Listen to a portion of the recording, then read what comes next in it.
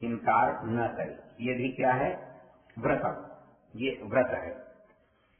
ये कहता है आपो वही अन्नम। अब स्थूल से सूक्ष्मता की ओर, इसके लिए प्रसंग आपको याद होगा कि तेज से, जल किससे उत्पन्न होता है? क्रम जो है अग्नि, आप, आर्य, पृथ्वी। तो पृथ्वी क्या है? अन्न। अन्न का किसमें होता है? जल में, और जल का अग्नि में। तो इसके लिए अपने यहाँ संस्कृत में एक शब्द है अशनाय। अशनाय, वैसे अशनाय का अर्थ होता है भूखा, भूख वाला। अशना, अनशन जिससे बनता है, जिस शब्द से आप अनशन बनाते हो ना, न खाना। तो अशनाय, अशनाय का अर्थ है जो अन्न को खींचता है। तो अन्न को कौन खींचता है? जल। अर्थात जैसे ही आप भोजन करते हैं तो अन्न, जल के बिना वो भोजन सुपाच्य नहीं होता या अंदर नहीं जाता। तो कहता है कि वो अशनाय, उदन्नाय, और उससे आगे क्या कहते हैं? उदन्नाय, उदक को ले जाने वाला। कौन होता है उदक को ले जाने वाला? उदक अग्नि में लीन होता है। तो जिस क्रम से उत्पन्न हुआ है संसार, उसी क्रम से लीन होता है। तो ये कहता है कि आपो वही अन्नम। अन्न क्या है? वो भी जल जो है वो भी अन्न ही है, क्योंकि वो ज्योति अन्नादम। क्यों कि ज्योति जो है वो अन्नाद है, जो जिसको खाता है, जो जिसको खाता है तो वह उसका क्या है? अन्न। और उसका खाने वाला कौन है? अन्नाद। ये आप पूरे वैदिक साहित्य में यदि इसको आप देखेंगे तो आपके बहुत सारी शंकाओं का स्वतः समाधान हो जाएगा। कहीं पर भी लिखा होगा ये प्रकृति में सूर्य जो है वो क्या है? पिता है। उषा क्या है? माता है। या भूमि क्या है? माँ है। वर्षा क्या है? पिता है। तो ये जो प्रयोग हैं इनका अर्थ स्थूल नहीं है, और स्थूल अर्थ लेने से क्या होता है? अनर्थ हो जाता है। पिछले दिनों में पुस्तक पढ़ रहा था, उसमें लिखा उसने कि सबसे पहला जो बलात्कार हुआ या सबसे पहला जो अपहरण हुआ वो वैदिक साहित्य में हुआ। हाँ, तो वहां पर बात कितनी सी है भाई। उषा जो है उसका सूर्य जो है क्या है? उषा पहले आती है और सूर्य बाद में आता है। तो नियम यह है कि जो पहले आता है वो पिता कहलाता है, और जो बाद में आता है वो पुत्र कहलाता है। तो यहाँ ये अभिप्राय नहीं होता कि ये वास्तव में जो हमारे संसार का जो चल रहा है उसका व्यवहार वहाँ पर होता है। वहाँ जो संज्ञा होती है वो पहले और पीछे आने के कारण से होता है। जैसे आप कंप्यूटर को कहते हैं ये कौन सी पीढ़ी का है? हाँ, ये तीसरी पीढ़ी का है, ये पांचवी पीढ़ी का है, हाँ, ये चौथी पीढ़ी का। पीढ़ी जैसे मनुष्यों में होती है तो वैसे ही किसी भी निर्माण में होती है। तो पहला निर्माण उसका सुधार किया हुआ, दूसरा निर्माण उसका सुधार किया हुआ, तीसरा निर्माण, इसको पीढ़ी कहते हैं। तो जो बात हम व्यवहार में समाज में लेते हैं वही जब जड़ पदार्थों में लेते हैं तो उनका जो अपेक्षित अर्थ है वो लेना चाहिए, न कि जो स्थूल अर्थ है वो लेना चाहिए। यदि स्थूल अर्थ लेंगे तो अनर्थ होता ही है। इसलिए वेद मंत्रों का सारों का अनर्थ इसी तरह हुआ है। अब जैसे इसी में अन्न का प्रसंग चलता है, आप अन्न का प्रसंग जो सबसे मुख्य आता है बलि वैश्व देव यज्ञ। ये बलि क्या होता है? बलि क्या है? हाँ, मतलब बलि को लोग क्या समझते हैं? मारना, बकरे की बलि देवी। तो वो समझते हैं कि ये बलि जो है ये मारने को कहते हैं और इसलिए बलि को दे दिया। लेकिन व्याकरण का उदाहरण याद करो तो काकाय, काकाय बलि, काक बलि।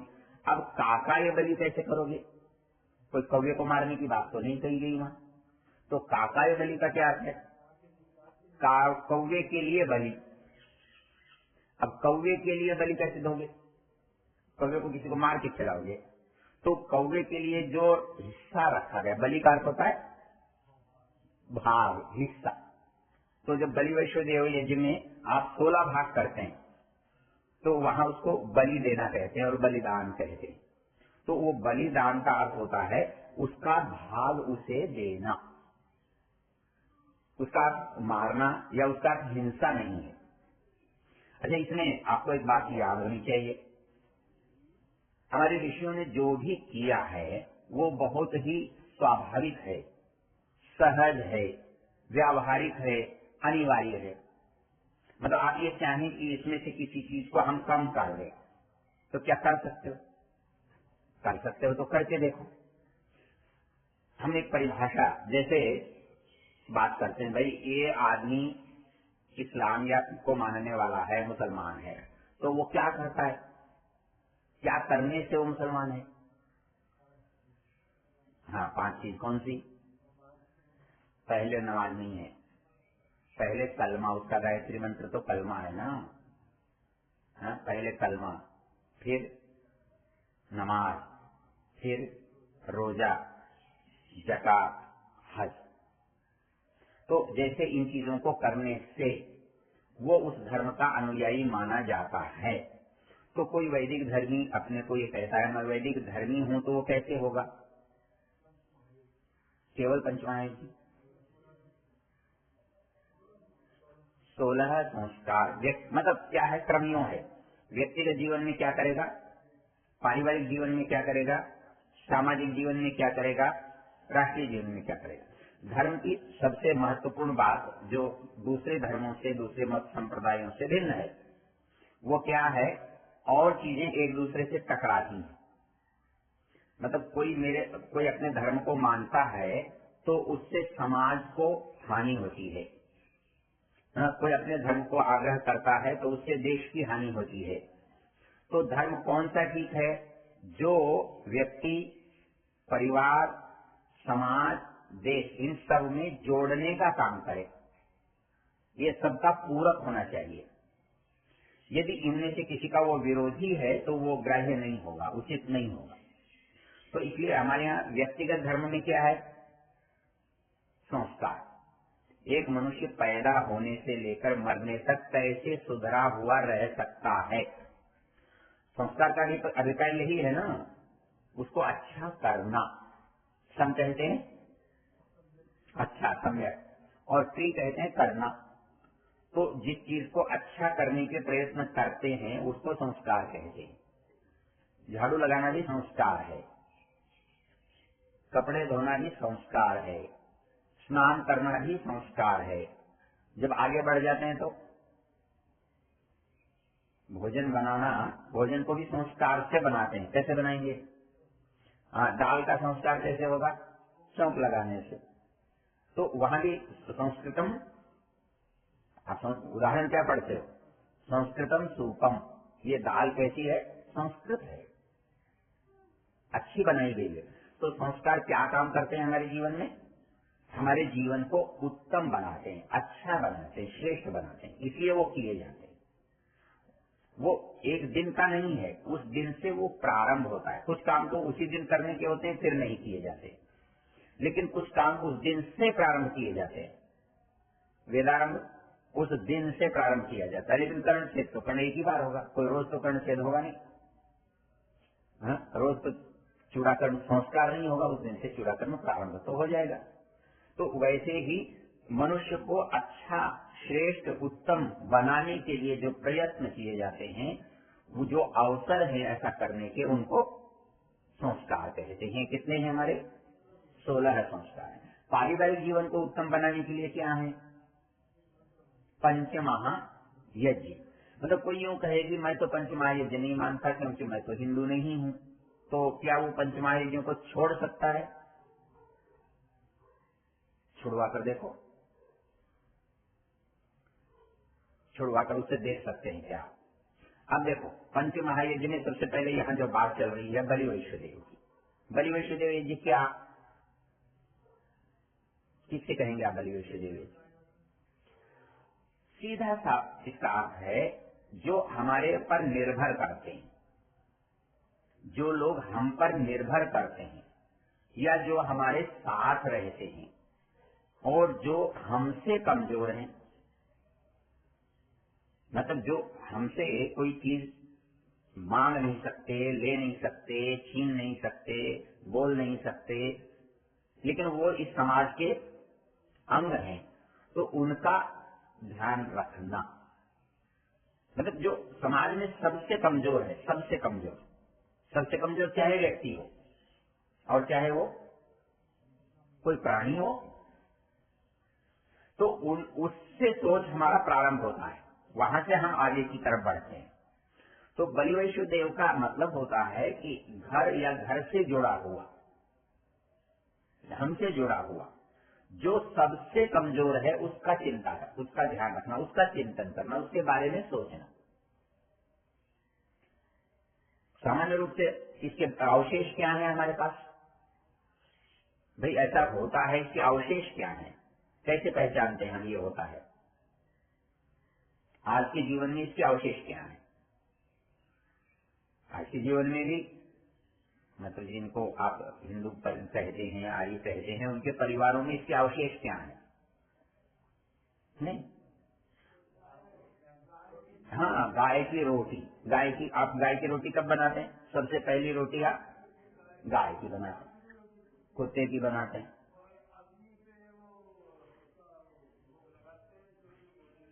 वो यज्ञ तो उसमें आ जाएगा दूसरे में।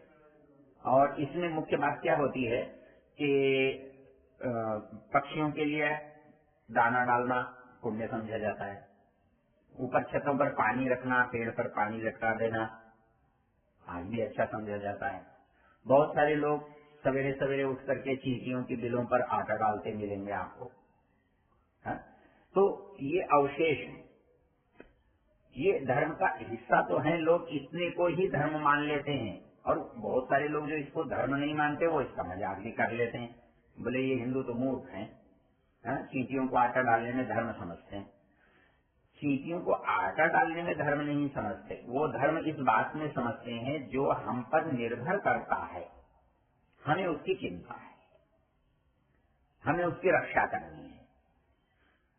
सामान्य सीधा सीधी बात क्या होती है, जो तगड़ा है वो तो हमसे ले लेगा, छीन लेगा, हमें देना पड़ेगा। भाई सरकार हमसे कर ले लेती है, दूसरा हमसे किराया ले लेता है, कोई हमसे हिस्सा मांग लेता है, लेकिन जो हमसे न तो कर वसूल कर सकता है, न हिस्सा मांग सकता है, न बंटवारा कर सकता है, वो भी तो है यहाँ पर। वो क्या करे? मतलब आप पशु के साथ अन्याय क्यों कर पाते हो? क्योंकि वो उसका प्रतिरोध नहीं कर पाता, प्रतिकार नहीं कर पाता। मतलब आप उसको केवल मनुष्य को क्यों नहीं खाते और उसे क्यों खाते हो? क्यों कि मनुष्य को खाने में बहुत अड़चने हैं, खुद मनुष्य ही सबसे पहली अड़चन है। आप उसे मारोगे तो वो आपको मारने को आ जाएगा,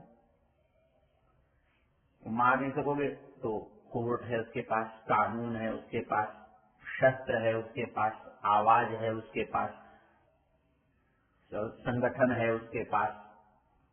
तो शस्त्र है, पुलिस है, कानून है, न्यायालय किसके लिए है? मनुष्य के लिए। किसके लिए नहीं है? पशु के लिए। पशु बेचारा कह ही नहीं सकता, उसके लिए कोई नियम नहीं, उसके लिए कोई विधान नहीं, उसके लिए कोई शस्त्र नहीं, उसके लिए कोई वाणी नहीं, उसके लिए कोई संगठन नहीं कि सब मिलकर प्रतिकार करें। इसलिए आप उसे मार लेते हो, आप इसलिए उसको अपना खाद्य बना लेते हो, और तो कोई कारण ही नहीं है उस बेचारे के साथ ये अन्याय करने का। तो बलि वैष्णोदेव यज्ञ क्या कहता है? बलि वैष्णोदेव यज्ञ कहता है जो मेरे घर में, जो मेरे परिवेश में, जो मेरे समाज में सबसे कमजोर है, उसके लिए मेरे मन में जो भाव है, मेरा जो कर्तव्य है, उसका नाम बलि वैष्णोदेव यज्ञ है। और ये प्रतिदिन करने का यज्ञ है। कब करने का यज्ञ है? आपके भोजन से पहले। अपने यहाँ जो सबसे महत्वपूर्ण बात क्या है, आप कभी देखोगे तो अपने पूरे भारतीय जीवन में एक परंपरा है। वो परंपरा क्या है कि जब भी कोई चीज हमें उपलब्ध होती है, अच्छी चीज प्राप्त होती है, नई चीज आती है, तो उसका उपयोग हम स्वतः नहीं करते। किसान अपने घर में जब अन्न आता है तो उसका पहला उपयोग वो खुद नहीं करता। मतलब एक तो आप होली के रूप में जलाते हो, इसको तो नवसचेष्टि कहते हैं, ये तो हवन हुआ। लेकिन देते हो, यदि मैं तो बहुत पुराने खलिहान की बात करता हूँ, जब खलिहान से अन्न उठता था तो गांव के जिसके सारे हिस्से पहले निकलते थे। गांव में जो नहीं कमाने वाले, जिनकी खेती नहीं है, जो समाज के घर के आपके सहयोगी हैं, सबसे पहले उनके भाग वहीं से, और तो और मंदिर का, मठ का, साधु का, बाल बनाने वाले का, घड़ा बनाने वाले का, लकड़ी का काम करने वाले का, लोहे का काम करने वाले का, मतलब ये खेत में नहीं करते, इनका खेत तो भट्टी है, इनका खेत तो चाप है, इनका खेत तो वो है, वो साल भर इनकी मदद करता है। तो जिस समय वो खेत में अन्न उठाता है तो उससे पहले ये सबको दे आता है। तो सबके बारे में सोचना, ये जो सोचना हमारे यहाँ की परंपरा है। और तो एक दिन मैं अपने गुरुजी के घर में बैठा हुआ था, उनके घर में बहुत अच्छी घिया की बेल लगी हुई थी, उस पर बड़ी सुंदर सुंदर घिया आई हुई थी। तो उन्होंने अपने सेवक से कहा कि देखो ऐसा करो, इसकी ये 2-3 बड़ी बड़ी घियाएं लो और पंडित जी के घर दे आओ। क्यों घर में क्यों नहीं बन सकती? बन सकती है, लेकिन हमको अपने लिए तो लेना स्वभाव है, ये तो स्व अर्थ है, स्वार्थ है। तो धर्म कहाँ से शुरू होता है? स्वार्थ को बदलने से, तो स्वार्थ को विपरीत करने से। तो स्वार्थ को विपरीत करने का नियम क्या है? पहले आप, और क्या कहीं दिया है, चाहे आसन है, चाहे गमन है, चाहे गाड़ी है, आप शिष्टाचार, धार्मिकता, बड़ा का आदर किसमें समझते हैं? पहले आप। तो वैसे ही बलि वैश्वदेव जी क्या है कि बलि वैश्वदेव जी ये कहता है कि समाज में जो सबसे कमजोर वर्ग है, इसलिए रोगियों के बहुत सारे नाम हैं कि उनके लिए उनका भाग निकालो, इसका भाग निकालो, इसका भाग निकालो। लगता बड़ा मजाक जैसा है कि 16 भाग निकालो और भोजन करने से पहले 16 भाग निकाल के आप बाहर रखो, बाहर रखने से कोई लेकर जाएगा या नहीं जाएगा, इसकी क्या है। लेकिन है क्या कि किसी चीज को नियम में डालना, उसकी व्यवस्था आगे कैसी भी हो सकती है। तो ये नियम में डालने को बलि वैश्वदेव यज्ञ कहते हैं। तो बलि वैश्वदेव यज्ञ के माध्यम से हम पशु हैं, पक्षी हैं, मनुष्य हैं, सबका ध्यान रखते हैं। तो सबका ध्यान रखना ही चाहिए, और ये प्रत्येक गृहस्थ का कर्तव्य है, गृहस्थ का, बाकी क्या नहीं। बाकी तो खुद मांगने वाले हैं, वो क्या देंगे। तो इसलिए, और हमारी संस्कृति में एक बड़ी विचित्रता है, ये सबसे ज्यादा दूसरे पर निर्भर रहने वाले लोग इस समाज में बहुत होते हैं। कैसे? सन्यासी किस पर निर्भर है? गृहस्थ पर। वानप्रस्थी किस पर निर्भर है? ब्रह्मचारी किस पर निर्भर है? मतलब एक गृहस्थ है जो इन सबका पालन पोषण करता है। इसके लिए मनु महाराज कहते हैं कि गृहस्थ यथा नदी नदा सर्वे सागरे यान्ति संस्थितम एवं आश्रमेण सर्वे गृहस्थे यान्ति संस्थितम। जैसे सारी नदियां कहाँ जाकर टिकती हैं? समुद्र में। तो ये सारे आश्रम कहाँ जाके टिकते हैं? गृहस्थ में। गृहस्थ लोगों के बिना इनका कोई गुजारा नहीं है, इसलिए उसने श्रेष्ठ और ज्येष्ठ कहा है गृहस्थ आश्रम को। सबके पालन करने वाला होता है। यथा नदी नदा सर्वे सागरे यान्ति संस्थितो, सब सागर में जाते हैं विश्राम करने के लिए, प्राप्ति के लिए। एवं आश्रमेण सर्वे गृहस्थे यान्ति संस्थितम, सारे आश्रमी, सारे मांगने वाले कहाँ जाएंगे? गृहस्थ। अच्छा, उसमें भी एक रोचक बात है, ब्राह्मण वो भी भिक्षा करता है। तो अब ले देकर शूद्र जो है उसके पास उतने साधन नहीं होते, क्षत्रिय जो है वो जबरदस्ती वसूल कर लेता है, बचा बेचारा वैश्य, ये उसकी जिम्मेदारी हो जाती है कि सबको दे। तो हमारे यहाँ देने की, अच्छा इसमें मनोविज्ञान देखो कितना सुंदर है। सबको भिक्षा करने के लिए क्यों कहते हो? भिक्षा करना जरूरी है, आजकल तो पढ़ते हैं, फीस देते हैं, ट्यूशन करते हैं,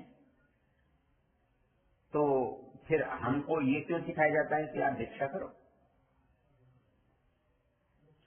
ऐसा है कि हम जो है इसको भाषा में कहते हैं कि साझे की संपत्ति, समाज की संपत्ति, मतलब जिस व्यक्ति को हम समाज की संपत्ति बनाते हैं ना, उसको समाज के योगदान से निर्मित करते हैं।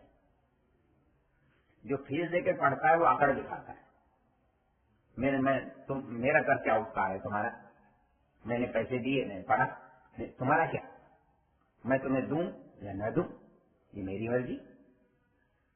लेकिन जो ब्रह्मचारी है वो कैसा पढ़ा, भले वो राजा का होगा, लेकिन वहां तो भिक्षा से पढ़ा है, उसने सबके घर का अन्न खाया है, इसलिए वो सबके प्रति उत्तरदायी बनेगा, सबके प्रति जिम्मेदार बनेगा। एक साधु बने, वो कहने लगे भैया मेरे बस का मांगना तो नहीं है, मैं भिक्षा करने नहीं जा सकता, मेरी तो पेंशन आती है, मैं तो खाऊंगा पर साधु तो बनूंगा। मैंने कहा फिर साधु क्या बने आप? क्यों कि भिक्षा इसलिए नहीं मांगी जाती कि मेरे पास है नहीं, दूसरी बात बहुत है, लेकिन बहुत छोड़कर भिक्षा मांगी जाती है। तो यदि केवल साधन है नहीं है इसलिए भिक्षा मांगी जाती, तो जो बहुत साधन संपन्न लोग हैं फिर वो साधु होते ही क्यों? कि उनके पास तो बहुत है, फिर ऐसा क्यों करते? भिक्षा से व्यक्ति सार्वजनिक बनता है। हम 17 लोगों से दान लेते हैं तो हम 17 लोगों के प्रति उत्तरदायी बनते हैं, जवाबदेही बनती है हमारी। मतलब सरकार जवाबदेह क्यों है? सबसे लेती है, इसलिए सबके प्रति उत्तरदायी है।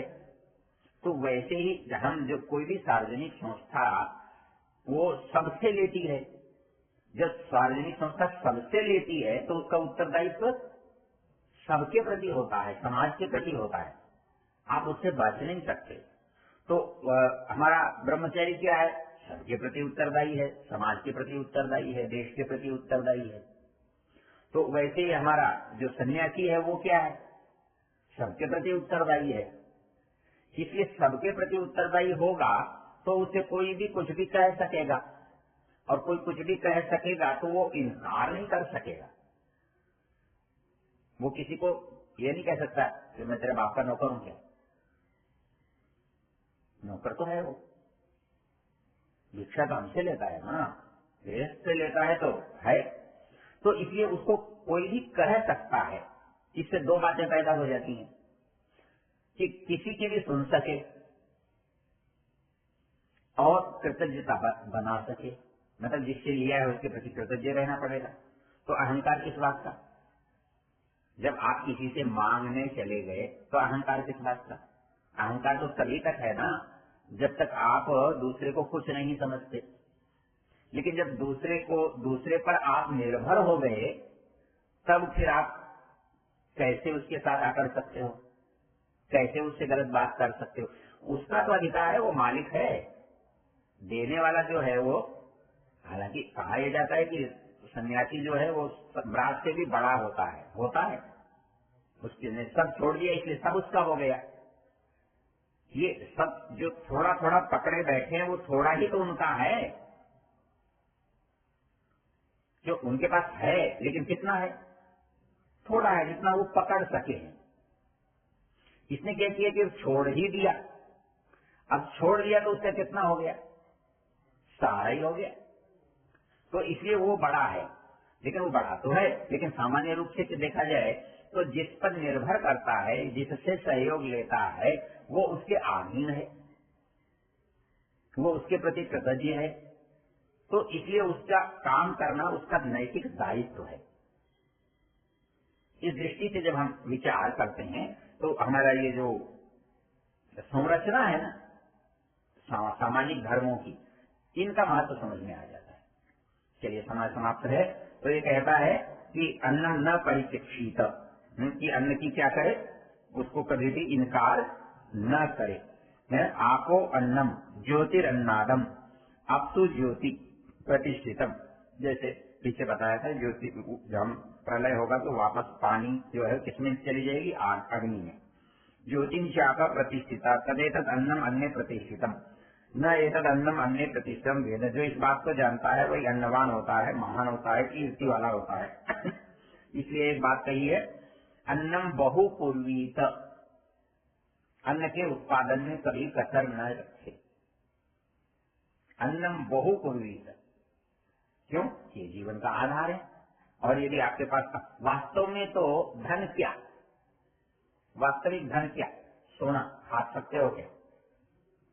कोई धातु, कोई और दूसरी वस्तु, अन्न क्या है? कोई ऐसी वस्तु नहीं है जो खाई जा सके। और जीवन किस पर है? खाने पर है। इसलिए बाजार बढ़िया कब होगा? जब अन्न ज्यादा होगा। इसके मंत्र बोलो तो, अन्नम साम्राज्यानाम अधिपति। अन्न जो है वो क्या है? साम्राज्यानाम अधिपति। इसको स्वामी दयानंद की भाषा में बोलो तो, ठीक उस भाषा में बोलो, किसान राजाओं का भी राजा। किसान राजाओं का भी राजा। मंत्र जो बात को कह रहा है वही ऋषि कह रहे हैं। मंत्र कहता है अन्नम साम्राज्यानाम अधिपति समावत्वस्मिन् ब्रह्मण्यस्मिन् क्षत्रियस्याम आशिषस्याम पुरोधायाम अस्मिन् कर्मण्यस्याम स्वाहा। तो ये एक बात कहता है कि अन्नम बहुपूर्वीत तद व्रतम, ये व्रत है। पृथ्वी व अन्न, अन्न पृथ्वी है क्योंकि पृथ्वी से अन्न पैदा होता है और वापस पृथ्वी में ही अन्न होता है। आकाश अन्नाद, आकाश अन्नाद है। पृथ्व्याम आकाश प्रतिष्ठित, आकाशे पृथ्वी प्रतिष्ठित। आकाश और पृथ्वी दोनों एक दूसरे में प्रतिष्ठित है। तदेतत् अन्नम अन्य प्रतिष्ठितम। जो इस बात को, रहस्य को जानता है वो अन्नवान होता है, अन्नादर होता है। एक चीज बस और है, उसको चलो कल कर लेंगे। वाक्य बोल देता हूँ, दोहरा लेंगे कल। न कंचन वस्तु प्रत्याचक्षित तद्व्रतम। जैसे पुराने समय में शाम के समय कोई व्यक्ति गांव में आता है तो वो यदि अपरिचित है तो उसका वस्तु न कंचन प्रत्याचक्षित, उसे किसी को रहने से इनकार नहीं करना चाहिए। तो ये प्रकरण यहाँ समाप्त हुआ, शेष कर ले।